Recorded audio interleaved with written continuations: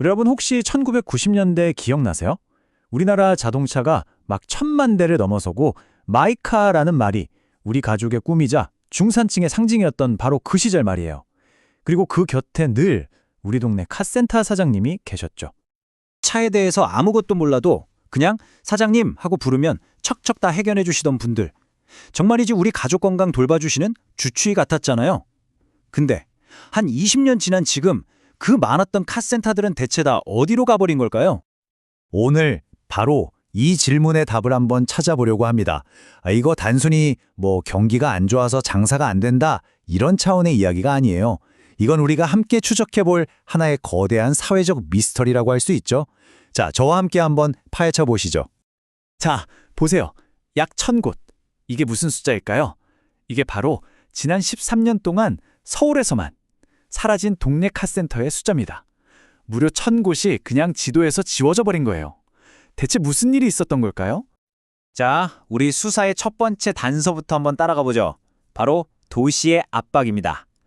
그리고 그 시작점은 딱 한 단어예요. 바로 임대료. 이 그래프 한번 보세요. 뭔가 딱 보이지 않으세요? 폐업한 곳들이 주로 임대료 비싼 도심에 몰려 있다는 거. 여기 제일 왼쪽 용산구 좀 보세요. 5년 만에 무려 40곳이 문을 닫았어요. 그 뒤를 서초구, 중구가 있고요. 네, 맞습니다. 다들 임대료가 정말 살인적인 곳들이죠. 바로 이거예요, 이거. 데이터 뒤에 숨겨진 사람의 목소리. 비용은 계속 치솟는데 손님은 줄어든다. 이 이중고를. 한때 동네 터줏대감이었던 그분들이 더는 버텨낼 수가 없었던 겁니다. 이 현상을 아주 흥미롭게도 자동차 젠트리피케이션이라고 부를 수 있습니다. 이게 무슨 말이냐면요. 마치 동네에 꼭 필요했던 내과 의원은 없어지고 그 자리에 돈 잘 버는 피부과나 성형외과만 들어서는 것과 똑같은 일이 지금 자동차 업계에서 벌어지고 있다는 뜻입니다.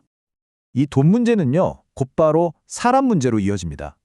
전국 카센터 4곳 중에 3곳이 사장님 혼자 일하는 곳인데 그분들은 점점 나이가 들어가고 있어요. 근데 젊은 기술자들은 들어오지 않는 거죠. 이건 그냥 고령화 문제가 아니에요. 수십 년 동안 쌓아온 그 귀한 기술들이 통째로 사라질 위기, 이른바 기술 절벽을 알리는 아주 심각한 경고입니다. 자, 그럼 경제적인 문제에서 한 걸음 더 깊이 들어가 볼까요? 어쩌면 이게 더 본질적인 문제일 수도 있습니다. 바로 고객과 정비사 사이에 완전히 무너져버린 신뢰의 문제입니다. 경제학 용어로 이걸 정보의 비대칭성이라고 하는데요. 말이 좀 어렵죠? 쉽게 말해서 정비사는 내 차 상태를 속속들이 알지만 운전자는 그냥 정비사 말만 믿어야 하는 상황이라는 거예요. 바로 이 정보 격차 때문에 바가지 요금이나 과잉 정비 같은 문제들이 생겨나는 겁니다. 이런 정보 불균형이 계속되면요, 결국 레몬 시장이라는 게 만들어져요. 소비자는 도대체 어디가 좋은 곳이고 어디가 나쁜 곳인지 구분할 수가 없게 되고 결국에는 그냥 모든 정비소를 의심하게 되는 거죠. 그렇게 되면 정말 정직하게 운영하던 선량한 사장님들까지 똑같이 피해를 보는 악순환이 시작되는 겁니다. 이런 구조적인 문제에 기름을 부은 게 바로 몇몇 충격적인 사건들이었죠. TV에 나와서 유명해진 정비사가 말도 안 되는 요금을 청구하고 심지어 대형 타이어 업체 직원이 고객차의 휠을 일부러 망가뜨리는 장면 같은 것들. 이런 것들이 업계 전체의 신뢰를 그냥 바닥으로 끌어내렸습니다.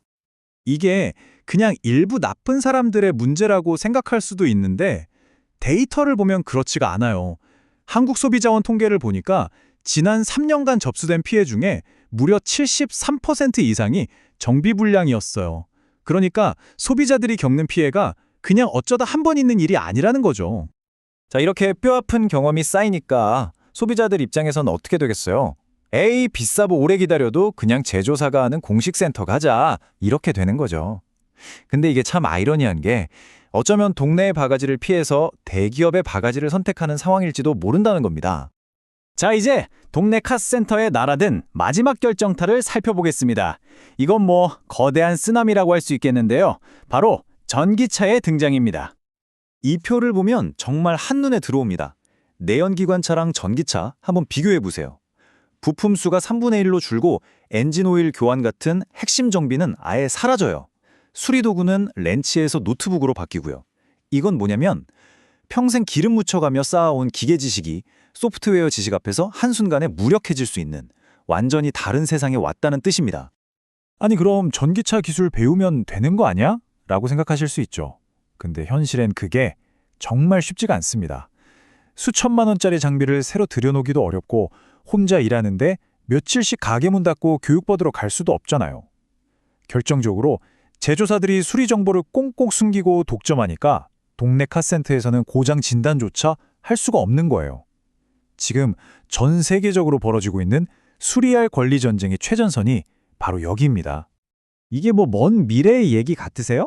아닙니다. 이 미래를 먼저 살고 있는 곳이 있어요. 우리나라에서 전기차 보급률이 가장 높은 곳, 바로 제주도입니다. 제주도는 우리 본토의 미래를 미리 보여주는 일종의 타임머신 같은 곳이죠. 제주도에서 나오는 통계는 정말 충격적입니다. 전기차가 늘어나니까 카센터들이 그냥 속수무책으로 쓰러졌어요.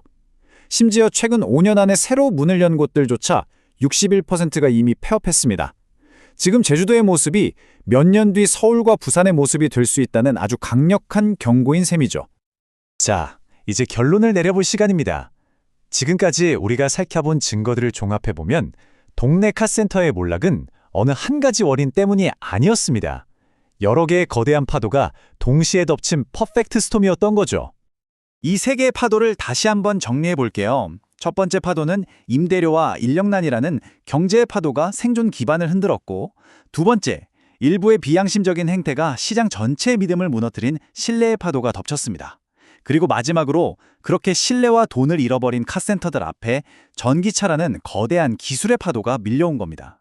모든 게 맞물려서 빠져나올 수 없는 악순환을 만든 거죠. 우린 분명 더 깨끗하고 편리한 미래로 가고 있습니다. 이건 좋은 일이죠. 하지만 그 과정에서 우리가 잃어버리고 있는 건 없을까요? 지금까지 무엇이 왜 일어났는지 살펴봤으니 이제 그래서 이게 왜 중요한가를 한번 생각해 볼 시간입니다. 우리가 잃고 있는 건 그냥 낡은 가게 몇 개가 아닙니다. 한 동네에서 수십 년 동안 묵묵히 기술을 갈고 닦아온 장인의 손길, 차에 문제가 생겼을 때 언제든 찾아가면 됐던 그 든든함, 그리고 뭐든 바꾸는 게 아니라 고쳐 쓰는 수리의 가치, 그 자체를 잃어가고 있는지도 모릅니다. 물론 기술은 변하고 시대는 흐릅니다. 하지만 이 기름 묻은 손에 담긴 정직한 땀의 가치까지 변해야 하는 걸까요? 동네 카센터의 몰락은 그저 낡은 산업 하나가 저무는 자연스러운 과정일까요? 아니면 우리 사회가 숙련된 기술과 공동체의 가치라는 더 본질적인 무언가를 잃고 있다는 신호일까요? 지금 여러분의 동네 카센터는 어떤 모습인가요?